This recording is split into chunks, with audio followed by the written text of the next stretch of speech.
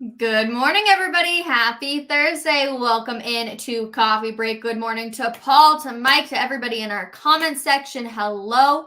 We hope you're all are having a wonderful morning. There's a lot to get into today. We're going to be talking, of course, the Broncos ownership group is down at Pebble Beach, so we're going to get into that. Vic Fangio will not be the defensive coordinator for the Denver Broncos either.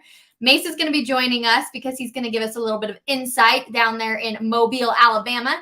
We're also going to be talking Buffs, Nuggets, Warriors. It's going to be a good show. Hang with us for the next 45 minutes and then come listen to D-Mac and I on the drive from 2 to 6. Hello, everybody. Come listen. Come hang out with us. I like how we're doing this hand movement today. Yeah. When you said Mace, do you know what this is a sign for? For Mason? I'm assuming the grocery carts, but yes! I also Yes. I got you.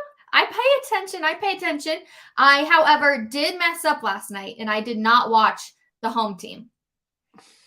No, I messed up. I didn't plan my night accordingly. The lovely people on Twitter were letting me know that they were watching it and that I had messed up, but it is on my weekend plan. So I will watch it and bring my full review next week, everybody. Don't fret. All right. Well, I'm curious what you think, but I'm using this as a guideline for how Sean Payton's going to handle everything with the Broncos.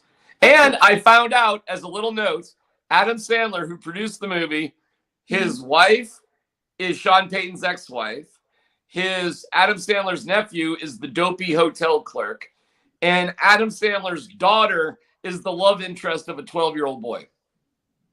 Wow. So it's a whole Sandler movie. It is a whole Sandler movie, yes. Interesting. Okay, well, I'll keep that in mind as I'm watching everything. I think people also got to keep in mind that billionaires, they can do whatever the heck they want, including play in very important golf tournaments down in Pebble Beach. We saw that Condoleezza Rice and Greg Penner are down there. Josh Kroenke, too, if you're obviously familiar with the Rams, the Nuggets, or the Avalanche, and the Rapids, too. We got to include them on there. But is this concerning, considering that Sean Payton has not officially signed the dotted line and is the head coach of the Denver Broncos, D-Mac? This is one of those, is this a big deal or not a big deal sort of thing. So I can make the argument both ways. Let me go with it's not a big deal, okay? Let me do that first. Okay. It's not a big deal. Obviously, this is a huge celebrity, money, glamour event. So it's not an important golf tournament, except for perhaps the pros, but it's a fun one and it's very high profile. It's the highest profile amateur celebrity sort of golf event of the year. And I was lucky enough this past summer, Rachel, to go. I didn't play golf there, although it is a public course. Pebble Beach is public. Anybody can play there if you get a tee time. But I drove around that whole area and it's really super cool. All that area is really neat. So it's not a big deal because, hey, man, something like this is booked a long time in advance. Greg Penner's playing in it, and I don't know, maybe Jake can do some research. I don't know how often he's played it in the past. Condoleezza Rice is playing in it. In a strange twist of irony, Josh Kroenke is in the group just right ahead of Penner. Yep. So you could say, listen, the deal is done. Everybody says the deal's done. This was booked a long time ago. Way before you even knew you were going to fire Nathaniel Hackett. So, I mean, what's the big deal? We're just going to have the press conference on Monday. It's not a big deal. Let me give you, it is a big deal. Your team's a disaster. And everybody's been debating, is this a serious deal, Rachel, or is this a toy? And now the press conference isn't happening with Sean Payton until Monday, and the contract isn't done yet. So how does that look with the contract not being done? Greg Penner, who's the number one guy in all these things, thinks it's okay to be playing golf before the ink is dry, even if it's only symbolic. This is like field day for the Broncos. Of course, one day doesn't impact things, but what are we doing around here? Are we taking this crap seriously or not? So that to me is both sides of the coin, Rachel. Where do you stand? I stand on I don't think it's a big deal. Like you said, this was planned months and months and months ahead of time. I'm sure there's a lot of money involved to be able to play this. I'm pretty sure we all know Sean Payton is in. He's updated his Twitter profile. Like, he is ready. But I can understand where people are like, what the heck? Like, this is a $1 billion business. This should be done. And then we should have been able to do it because they have the abilities to get Sean Payton out there to be able to put on all of this stuff and get it done speedy quick. My question is, are we 100% sure that he hasn't signed on the dotted line, or do they for sure do that on the press conference day?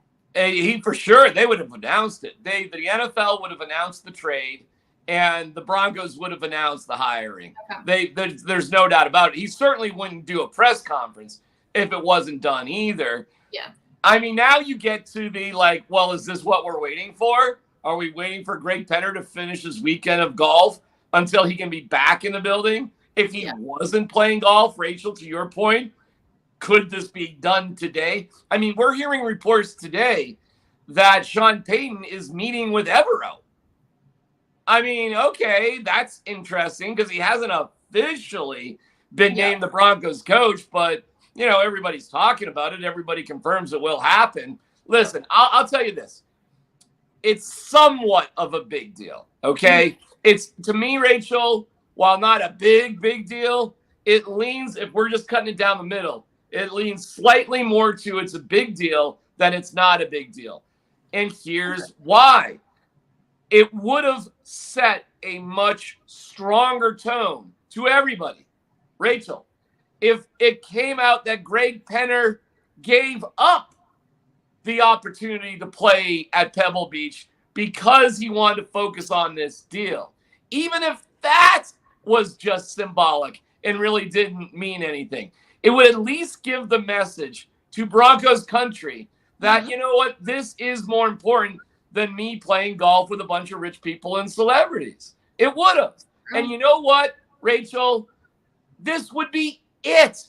This would be the only time you'd have to miss the event at Pebble Beach. That's why I'm curious how often Greg Penner has actually played in this particular event. Don't forget, Greg Penner wasn't famous until he bought the Broncos, okay? He wasn't, but he was a billionaire. And tons of rich billionaire type of people play at Pebble Beach that we've never heard of. I think it's a missed opportunity more than anything. I think it was a missed opportunity to send a message that, no, this isn't done. And if this isn't done, I'm in the office. I'm in charge of this, and I need to be here making sure that this is happening. People are meeting each other. And that if we could have that would be killer. On the day that he is supposed to be teeing off at Pebble Beach, he's sitting in front of cameras talking about his new coach. Like, this is more important than me just having a weekend of golf. Because the tournament, Rachel, it's not important. In fact, if you see a highlight, Josh Allen, who's given up the Pro Bowl for this, by the way, Josh Allen at one point picked his ball up and threw it near the green.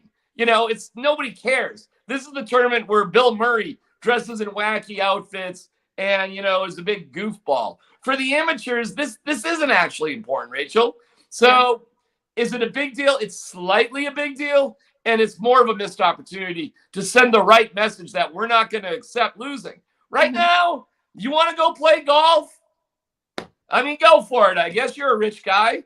Go play golf. You know, the rest of us are sitting here worried about the team. Yeah, okay, you're not wrong. I feel that, and I am sensing, you know, that change in my mind of like, maybe this would have been better if you would have said, hey, no, I need to get business done. This amount of money. How much does it even cost to like put in to play this tournament? I wonder if Jake can. Oh my God! I mean, I'm sure it's a lot. But here's the deal. I'm sure he's an official invite, which is probably free. But why do rich people? Well, because all of golf, Rachel, is controlled by corporate sponsorships for a million different things. Yeah. So while the money might not have been direct for this, trust me, I would not be surprised if literally millions were given to this company or that company. I mean, you know, who knows, Rachel? You know, that's how this crap is the total purse for this. Like, hey, Rachel, nobody's sitting there in the gallery like, oh, is that Greg Penner? Oh, my God. Ooh, look at that. He's right behind Josh Kroenke. Okay, so the question is, if Robson Walton, I'll use his official name, is at the facility, or Carrie Ann Walton Penner, yes, is there, Does that make you feel any better that there's somebody from the ownership group, or does No. Hey, by the way, Rachel, this is funny too. Condoleezza Rice is also playing in this tournament. She's playing too. So 2 out of the 3 people that were part of the interview process are playing golf today before it's official that Sean Payton's the coach of the Broncos. But so it has to be Greg Penner because Greg Penner was the main man. Is that correct? That is 100% correct, Rachel. 100% correct. Listen, again, I said if it's a line, not a big deal, big deal. It's slightly a big deal. And like I said, it's more of an opportunity. It's more of a PR opportunity lost. It would have looked awesome to Broncos fans had it been known that he skipped out on the golf tournament to, be in the office until the ink gets dry. And it would have been doubly awesome if the press conference was today or tomorrow to show literally how important this was compared to playing golf. Is Greg Penner getting a sense of reality of what it is to own an NFL team where you're now in the spotlight and everything you do matters? He will today. You think people are going to roast him? He's going to get support. He's going to have a lot of people that say, oh, shut up. This is no big deal. I mean, these are the same people that say field day. Who cares? It's not a big deal. Rachel, it's about like. What's more of a big deal? Field day or something like this? Well, to me, they're in the same category. They both on the surface mean nothing. But image-wise, they both reflect poorly, Rachel, of a team that's not doing well. If the Broncos were winning and nobody had any cares, and theoretically you're going to have Sean Payton as your head coach for a long time, right? Like, play golf in this tournament next year. There's no inherent conflict. Play next year. Play for the next 10 years, right? Like, seriously, who cares? I mean, that might be kind of cool. Our owner is rich enough and cool enough to be playing in this tournament, which is a cool tournament. It really is just specifically this situation this year. It's that minute. A lot of people won't care. A lot of people don't care about field day. But listen, you miss an opportunity to set a tone.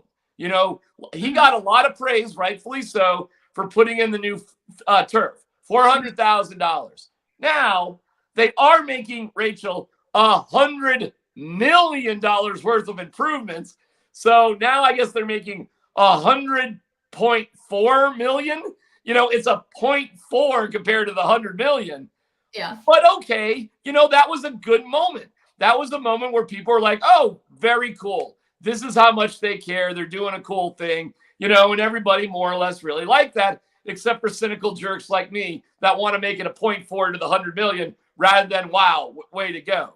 So it's kind of funny because I actually really don't care that he goes playing the golf. I just know how it kind of looks. And I just know, like I said, it's an opportunity lost image-wise, a little bit of a PR campaign. But it's small, Rachel. I don't mean to make too big of a deal of it. But yeah, you're gonna see it. There's gonna be a little bit of, I guess he cares more about golf than he does about signing Sean Payton. And what really looks bad is, we all had to wait till Monday because Greg wanted to play golf. I mean, that one is. Are you going to ask him how he did on Monday? I'm sure we could. Hey, I'm going to find the game that's being televised on like ESPN. I mean, I cannot believe that Josh Kroenke. There's a lot of people playing in this tournament, Rachel. I can't believe Josh Kroenke is in the group right in front of him. I mean, that is so ironic that the Kroenkes are slightly ahead of the Waltons. I mean, that's delicious. That's delicious, he said. Well, what else is delicious is that we have Andrew Mason joining the show from Mobile, Alabama.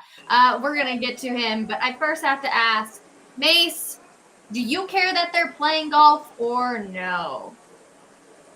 I mean, I care myself because if the press conference were tomorrow, I could go. Because it's Monday, I'm not going to be able to go. So for that reason, I care. But look, these press conferences, I mean, who are they for? I mean, they're basically for us, right? They're for those of us who are covering it when it comes down to it. It's not like Sean Payton isn't working today. It's not like he's not working on putting together his staff today. Mm-hmm. So it's not as though the entire process of pulling things together and getting things right is being delayed. You're not burning off a day for a field day here. It's just that they're putting off the question and answer session until Monday. So, but I don't think it's a big deal. Okay, but Mace, image-wise, what would it say if you were to give up doing something cool to be around to make sure this deal got done and was executed? Like, if the presser was today or tomorrow, don't you think that would send a stronger message if it came out, yeah, I did give up Pebble Beach because this is more important? It would, but why should he though? I mean, it's look for that reason. We already know. Look, we already know Sean Payton's the coach. We already know that they gave up the draft capital, that they're going to give him a massive paycheck to be the head coach. The commitment is already demonstrated. All this is just manipulating the calendar a little bit. So it's one of those things where it's a big deal to me personally, but I can see why for the public at large, this isn't something that's a really big deal. The big deal is that they got Sean Payton and that Payton's working on his staff right now. That's what really matters. Okay. Well, with that being said, we know the defensive coordinator is not going to be Vic Fangio as he is going to the Dolphins, but we also know Sean Payton, like D-Mac mentioned earlier, is talking to Evero today. Mace, what are the odds that Evero stays, or do we think that he has some hard feelings about this Denver Broncos team that he's piecing out? I mean, I think he's got hard feelings maybe about management, perhaps, because his buddy Nathaniel Hackett is no longer the head coach. At the same time, though, if you're Ejiro Evero, what are you thinking in terms of right now? You're thinking of what gets me to be an NFL head coach, and what will prepare me to be an NFL head coach if I don't get the Colts or Cardinals job here, the jobs that are still open. Working for Sean Payton and being part of a successful season might actually be something really integral in educating him and getting him to the point where he can be a good head coach. So I can see that being part of what Sean Payton sells to him. That says, hey, we get this right, we have a good season, you're going to be somebody's head coach next year. And certainly if you're the Broncos, and this is why I thought they should have gone with Evero instead of Fangio anyway, if given the choice between the two, is you keep Evero around for another year, he becomes somebody's head coach after that, you get 2 comp third-round picks back. Because if he left right now, you get nothing in terms of the NFL's diversity program, but you get 2 third-round comp picks at the end of the third round if he comes back and then he goes somewhere else next year. And then you figure out the future from there. Yeah, you might be replacing him in a year, but if you're replacing him in a year, that's a good problem. That means you had a really good defense again. So I hope it works out for him to come back. I think the fact that Sean Payton's sitting down with him is a very good sign. And it's, look, I mean, Payton, it's not like Payton can go get his defensive coordinator from New Orleans because Dennis Allen's their head coach right now. So I think he'd be wise to keep Evero, especially if Sean Payton wanted to run Vic Fangio concepts. Evero's doing that. Evero learned there. The question is, does Evero want that? Maybe Evero wants to go to Los Angeles and work under Sean McVay if Raheem Morris gets the Colts job. Interesting. Actually, that's kind of something I had not thought of. Then you get into the weird situation of, well, what's his big goal? It's to be a head coach. That's very, very clear. Do you really want to bounce your family around to 3 different places in 3 years? I mean, you got a family to consider too. You can get a head coaching job just as easily from the Broncos DC position as you can from the Rams. So as long as you get along okay with Sean Payton, and Mace, from the Broncos perspective, yeah, there's a big motivator to keep Evero next year, because if he leaves, you get 2 third-round picks. And the Broncos, no. They only have 4 picks in this entire draft. 4. They know they're going to have to lean on the draft next year. Maze, I love that you're at the Senior Bowl and all that sort of stuff this year. That's great. I mean, you always go, so it's part of your tradition. But let's face it, next year is going to be a much bigger year for us to kind of pay attention to everything because you're going to have a first-round pick and you're going to have a lot more picks. And if you can get two third-round picks because Evero's just a great guy and succeeds as a head coach, listen, that's enough motivation to keep him around for another year for sure. Well, I'll tell you what, the funny thing is, if you bring back Evero, maybe that becomes part of your planning because you don't have a second-round pick, but you have 2 third-rounders. So what I'm saying is that if you expect Evero to leave, do you kind of gamble on that? Yeah. Gamble on getting those picks back and say, all right, let's, maybe we can trade one of these 2 third-rounders in 24 for more draft capital in 23. And the other thing is to consider is I don't think they're done getting draft capital. We'll see what Sean Payton thinks of the players on the roster. But if they don't see, for example, Draymond Jones as being in their long-term plans, expect a tag and trade on Draymond Jones, which could get you back into the second round. I don't think he gets a first round in a tag and trade, but I think a second round is certainly possible. All right, Mace. Well, we appreciate your time. Stay warm out there. It looks a little cold, and I'm liking the beard. I'm liking the beard a lot, my friend. Oh, well, it's a little insulation for the winter. But I have not shaved since the season ended. Go, Mace. No shave November. I have no shave after the season. I will probably clean it up before I get down to Phoenix to do some of the Super Bowl stuff where I'm sure I'm going to be catching up with people who are going to have things to say about Sean Payton.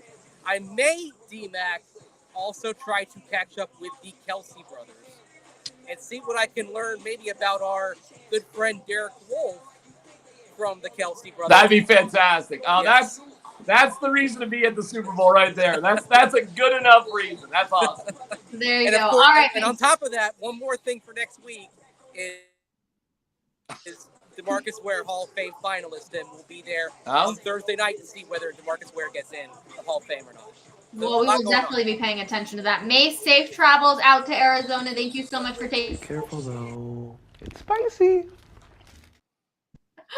Spicy. I forgot about DeMarcus Ware. The NFL honors next Thursday. Yeah, lots of fun stuff in Arizona for the Super Bowl. D-Mac, how many Super Bowls have you been to? 15. Good God. I was expecting you to say like 5. Lot. I went to 3 Super Bowls when I worked in Buffalo, and I've been to 12 since I've been at the Fan. And sometimes you don't always stay for the game. When you say Super Bowl, I just consider the Super Bowl week. So, like, Super Bowls themselves, like the game itself, I've probably been to, probably 7. Okay. But so that great. What's that? I've heard they're not that great. Well, the most exciting football game I was ever at, period, was the Super Bowl with the Patriots and Russell Wilson and the Seahawks. I mean, I was there in Arizona when inexplicably they did not hand it off to Marshawn Lynch and threw an interception. I mean, Rachel, I was literally at a game.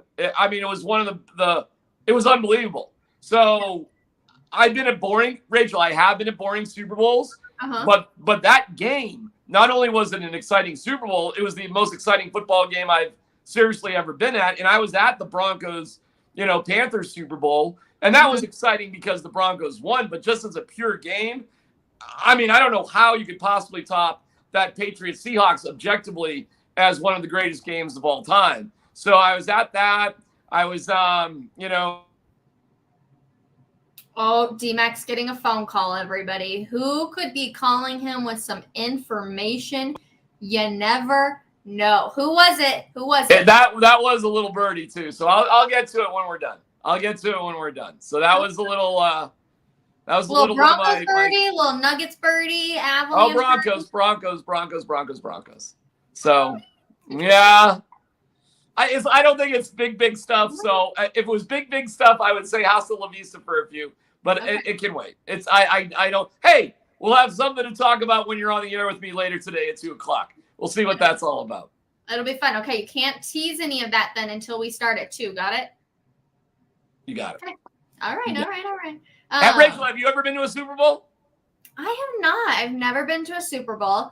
I also, when I think of the Super Bowl, I think of the week leading up to it. I think of the parties. I think of the events and everything else. Not so much about the game. So it's on my bucket list. I would love to go. I would love to cover one. So maybe one day. Well, New York City sucked. That was the worst. Dallas had an ice storm. That was terrible. Yeah. I've been to, I think I've been to 3 in New Orleans. I've been to 3 in Miami and maybe 3 in Arizona. I was up in Minneapolis. That was terrible. Listen, Rachel, as far as I'm concerned, they can just put it in New Orleans every single year. To me, that was kind of the ultimate. I love New Orleans. I was there in New Orleans when the lights went out between the Ravens and the Niners. And that was actually, that was a little dicey. That was a little like, what's going on sort of moment. So do you need your credential? Like, if you're a media member, does your credential get you in everywhere? Or do you have to have, like, different things to get you into different things? It depends what credential you get, because you can get a credential during the week that just allows you into the media sessions during the week. And there's far more people that do that than actually go to the game. It's actually a different, separate credential to go to the game than to go to the events during the week. But I'll tell you a very, very quick story. The first Super Bowl I ever went, I was the producer for a morning show in Buffalo, New York. And ironically, despite the Bills going to 4 Super Bowls, I went to a Super Bowl they weren't participating in as a stunt. The stunt was, could I hitchhike from Buffalo to Miami to the Super Bowl, and could I get into the Super Bowl, and just make my way in? I didn't have any credentials. We didn't have any reservations. And I stuck my thumb outside of the studio, right outside of the radio station in Buffalo. And for 3 days, I hitchhiked all the way to Miami. Right. However, Rachel, unbeknownst to the hosts on the show, they didn't know, my intern Ryan drove my car. So I would hitchhike during the show. I really would hitchhike during the 4-hour morning show. But then when it was 10 o'clock, I would get out and I would just hop in my own car with Ryan, my intern, and we would drive and we would just stop because we couldn't go all the way. We could have made it in one day. And then we just got to this, and Rachel, no reservations, no hotel reservations, nothing. And we ended up staying in some really dumpy hotel on Miami Beach. And this is the killer. I'm walking now. This was before 9/11. I'm walking around the stadium in Miami, and I see a pass. And I don't know what a Super Bowl pass looks like in the mid-90s, but it's a pass. I pick up the pass. I walk past security and the ticket takers into the game with what I think is a media pass. I take the media pass arrogantly, and I go to the media section, and sure enough, they're like, "What are you doing here?" And I was like, "Oh, I'm so stupid. All I needed to do was kind of hide for like 4 hours. Instead, they caught me." So I knew the PR director of the Buffalo Bills at the time. I threw his name out there, and they said, "This isn't a media pass. It's a vending pass." Like, I had a pass like somebody was selling hot dogs at the game, and I thought it was a media pass. Again, before 9/11 in the 90s. They didn't kick me out of the game. They just kicked me out of the section. And I was like, hey, okay, fine, good enough. I walked to the upper deck. I sat in the absolute last row, and I watched Steve Young and the 49ers beat the Chargers in Miami. And that was my first Super Bowl ever. I literally just found a pass, and I walked in for free. The odds of doing that these days, Rachel, with passes, security, all that, I'm not saying it's impossible. I'm sure somebody could figure it out, but it's way more difficult. So that's my story. That's my first Super Bowl story. So you're not telling me I should hitchhike to Arizona? It'd be funny if we thought you were hitchhiking to Arizona. And this was funny because the guys on the morning show had no idea, but I had to get back. So they were going to fly me back, but we were going to drive. Well, the game's Sunday night. There's no chance. Not only was there no chance I would, of course, be back Monday morning, but to drive from Miami to Buffalo is like 20-something hours. It was going to be, 26 hours. It was going to be dicey if I was going to be there the next morning on Tuesday because of how we had to drive. So we just lied about everything and just had fun with it. And the morning show eventually found out I was full of crap. but nobody knew for a week that I had totally lied about hitchhiking from Buffalo to Miami. They were mad at first that I pulled it over on them, but we told them, well, if we told you, it would not have been the same fun radio stuff. So at the end of the day, they were okay. But it was one of the Rachel, it was crazy. It was a crazy bit to do, a crazy stunt to do. But it definitely goes down in the books as one of the wilder radio stories that I have. Okay, well, we do have another member of our team who actually has hitchhiked to Arizona, we're learning. So we will bring in Jake Shapiro. This doesn't surprise me. Actually, when at first when I read this, Jake put it in the back end for us, and he was like, I've actually done this. And I'm like, oh, that's kind of crazy. And then I'm like, wait, this is Jake we're talking about. So Jake, tell us, I'm dying to hear. So this is a crazy story, and a lot of people actually know this story that have known my story for a while. 2017 Colorado Rockies wildcard game against the Arizona Diamondbacks. Okay. Me and my colleague at the time, Drew Kreisman, who now works for Mile High Sports, Christian Clark, who's a beat writer for New Orleans Pelicans, and Anilo Piro, who's also Mile High Sports. We all were covering the Rockies, and we all decided last second, we got credentials, we're going to go to this game. It's the Rockies' first playoff game in 8 years. So the night before, we're driving down, and about maybe in Pueblo, we stopped off for gas. But while we were doing so, the driver hit something coming out of the gas station, and we didn't really think anything of it. It was like a big bump. It was just boom. 20 miles down the road, 30 miles down the road, smoke coming out of the thing. Wow. We lost all the oil in the car. And this is 2017. And at this point, there was no Uber or Lyft south of Colorado Springs. It was only in the bigger cities at this point.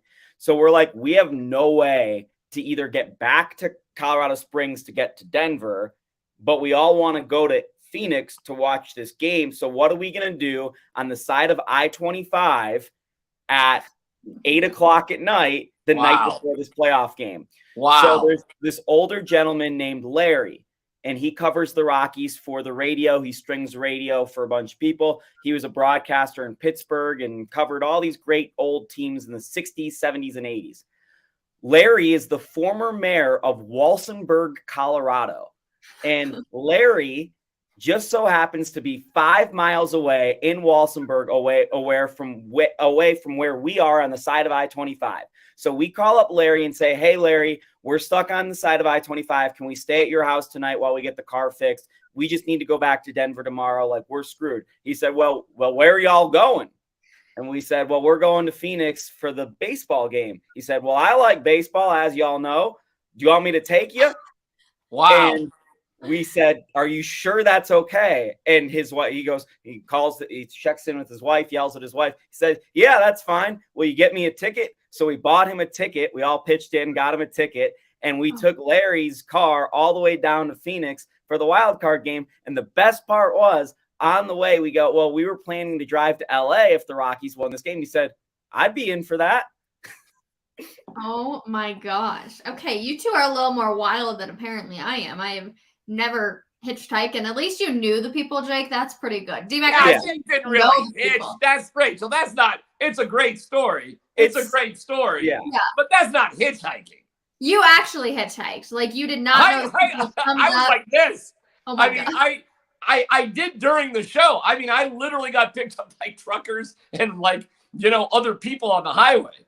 And we took, when I was on the radio show, we took side roads. We didn't take, because we thought it would be more interesting to, I had interactions with people I had never met before that were a little fishy. Now, I did have my intern driving a car behind me. I had a little security. So I did have that.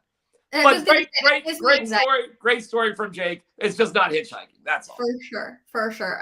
We do have quite a few people who are talking about Bones Highland after our conversation yesterday. I've seen quite a few comments on it. So, Jake, there was a crazy trade out there. I think, was it CBS Sports who put this trade out there for what you would get for Bones Highland? And I believe even Michael Porter Jr. was involved in the trade, correct? So Bleacher Report put out this crazy trade today. And I'll preface it, the way the NBA salary cap works is it makes it really easy to figure out what teams can and can't do. So if you add MPJ and Bones together in a trade, it opens up a lot of possibilities for the Nuggets. including this one, which is receiving Jimmy Butler and Alec Burks in a 4-team massive trade. You can see the whole trade above, and then just the bottom portion is what the Nuggets would be giving up, which is Zeke Naji as well and a first-round pick. So this would be a massive is so trade wild, man, because, hey, Jake, it was not that long ago. Jimmy Butler and the Heat were going to fight Jokic and the entire team. Mm-hmm. Right. And this is actually really similar to the deal that sent Andre Iguodala here and Dwight Howard to the Lakers all those years ago. So that's an interesting deal. I don't think that that's likely what we're going to see, because it would be shocking, I think, D-Mac, if the Nuggets were going to shake up their core to the level of trading MPJ ahead of this playoff run. They really want to see what this team can do. And someone made this point earlier this morning in what I was reading about the Nuggets, and I think this is a really interesting point.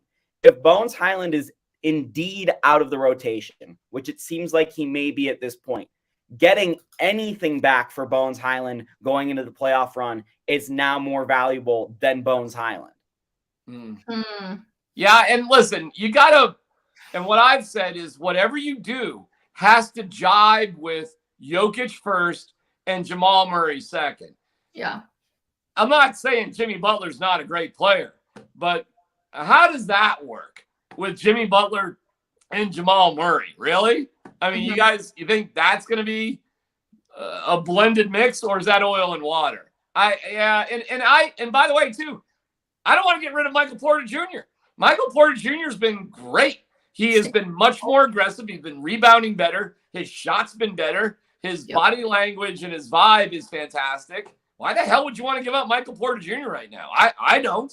And so, listen, at the end of the day, if they just get a draft pick for Bones, I'm okay with that too. But you think he's got to go? Oh, yeah. Okay. Yeah, you can't slow this train down. This is not a developmental year for the Nuggets. If it wasn't so important, if the window wasn't so small, absolutely, I would say let's work it out with Bones Highland. There's just too much obvious talent there. You don't get this opportunity all that often. You may get it next year, maybe. But the time with Jokic, sadly, guys, it'll go relatively quick. We've been spoiled that we think, oh, this is just going to be the way it is forever. It's not. I would be shocked if he does a contract after this. I will be. I hope he does. I'm sure they would want him to, but I think he just has other passions in his life. And this is not the time for foolishness. This is the time for seriousness. And right now, the immaturity level of Bones Highland, sadly, right now, is just, it is going to force a move. I bet you anything. In 2 years from now, Bones will look back on this and be like, I was a kid. I handled this, I could have handled things better. And I'm not trying to denigrate Bones Highland whatsoever. I think in a couple years, he will be a more mature person, as we all are in a couple years, right? And we're all a little bit better in our mid to late 20s than we are in our early 20s. I mean, everybody's like that. So it's just that we don't have time to be patient here, guys. We don't. Yes, you've got to move Bones. The question to me, guys, is this. Bruce Brown is going to be nearly impossible for the Nuggets to bring back with the way the CBA currently works. The CBA could be renegotiated going into next year. So do the Nuggets get somebody that's essentially helpful this year, but is Bruce Brown's replacement next year? And there's a guy like that, Chris Duarte on the Pacers, that would be helpful this year. But again, it comes back to something I talked about on the drive with you yesterday, D-Mac. I think the Nuggets need some shot creation and some playmaking from the guard spot if they do indeed trade Jones. Jake, is Christian Brown not Bruce Brown next year? I think he is. I do too. So I think you got your guy. I mean, he's off the bench.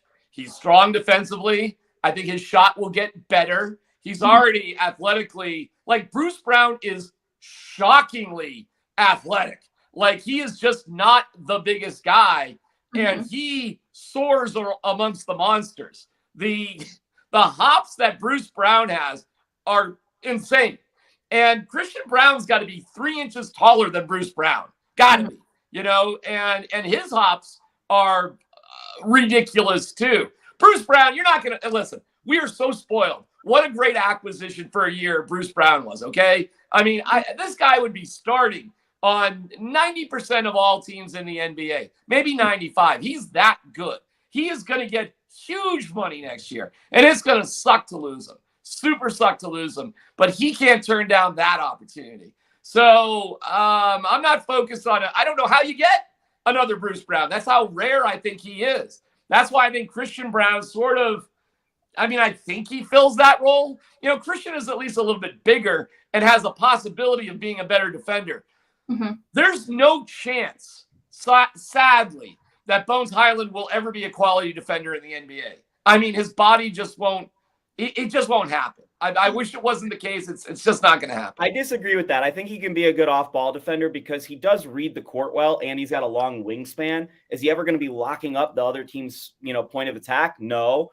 But Jamal Murray's turned himself into a good off-ball defender, and I think Bones Highland could be that. But it took Jamal Murray 4, 5, 6 years to do that, and Jamal's much bigger than Bones. But it's not about the width in this situation, in the strength. It's more about just the wingspan. And could he guard the guy that runs around and shoots threes for the other team because of his wingspan? And I think that's a yes. Yeah, but you got to fight through picks, Jake. And they'll just post up Bones. Even if a guy's 6'4", they'll just isolate and post him up. That's how, and he's a terrible, listen, all right, they just got to trade Bones, okay? I feel like we're spinning our wheels on something that doesn't even matter. You need to trade him in the next few days, and that's that. And we'll see if he even plays tonight. Yeah, okay, good question. Jake, thank you so much for your time. As always, appreciate you, my friend. But the Warriors are coming into town to take on the Denver Nuggets tonight. Obviously, the team that kicked them out of the playoffs last year. So the question is, and I believe they're on a 3-game winning streak. The Warriors are right now. Yeah, but this game, hey, Rachel, heads up, this game sucks tonight. Listen, you got to win this game if you're the Nuggets. It's an important game to win because this is you're probably going to face the Warriors JV team. Rachel, they went to overtime against Minnesota last night and they lost. They're terrible on the road, 7-19. And their big guys, all their big guns, played like 40-plus minutes last night. And this is the end of a 3-game road trip for them. They're 7-19 on the road. You want to talk about a scheduled loss for the Warriors, this is it. So it actually becomes a really important game for the Nuggets. You got to pick up wins, especially against teams in your division, when they present themselves. This is why losing to the Sixers the other day, Rachel, it really is like, whatever. And it sucked losing to the Bucks as well. But that was a scheduled loss. The Bucks loss was a scheduled loss, but it's an Eastern Division opponent, Rachel, and so is the Sixers. Mm-hmm. This is about winning a championship. And the whole concept, like, oh my God, 1 game was for the MVP, is so ridiculous and stupid. And Jokic doesn't even care. So you just got to win this one tonight, okay? Knock this down, win this one tonight, pile up the wins. You got 31 games left. You got a 3-game lead in the West. You're 8 games up in your division, like that matters. So you're doing great.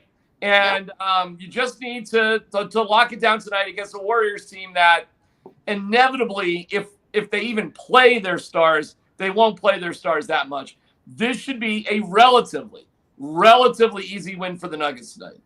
Okay. Well, that's a bummer because obviously you love to see the top stars come out. And I feel like actually last year, I believe Steph and Clay played, but wasn't it was it the first game of last year that they didn't play either? Like, there's been a couple times that they've come to Mile High City and we're not seeing the stars. Well, hey, Rachel, I'll give you why the Golden State should actually play their guys. They're in 7th place right now in that playoff thing.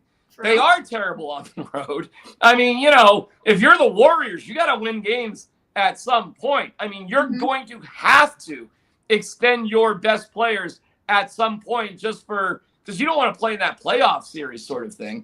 True. It's just like, I don't know, does Steve Kerr see tonight as one of those games that he really has to extend his stars? Mm-hmm. I just kind of doubt it. I'm not saying it's impossible. We'll get more information, as the afternoon goes on, obviously. By the time you're on the air with me at 2 o'clock, on the radio, we'll have more information. So I'm not saying it's. I'm saying if you're going to the game tonight, buyer beware. Okay, buyer don't sit there with the sign in tears if Steph Curry's not playing. Okay, mom and dad. All right, have a grown-up chat with your 8-year-old and the sign that they made. You get all the glitter, put it away, and just be aware of the way. I don't want to see any crying 9-year-olds at the games. I'm not going to feel sorry for crying 9-year-olds because their parents were too dumb to watch Coffee Break. Well, you need to have this discussion with James Marilat because he is not a fan of big players sticking out. And luckily, he will be joining us on the drive later today, too. So definitely come hang out with us. And everybody, we see your comments. We appreciate them. And we will see you guys tomorrow. Well, come listen to us on the drive, first of all. It's going to be fun. Full 4 hours radio. Let's do it. And then we're back, of course, tomorrow morning, 10:30 a.m. for another edition of Coffee Break. And bonus, I'm back on the drive tomorrow with D-Mac. So come hang out with us. Lots of this kind of conversation happening. And we'll see you guys then. Bye, everybody. Also, make sure to tag us if you hear us on the radio. Please and thank you. Whoop, whoop. Pray for shopping carts.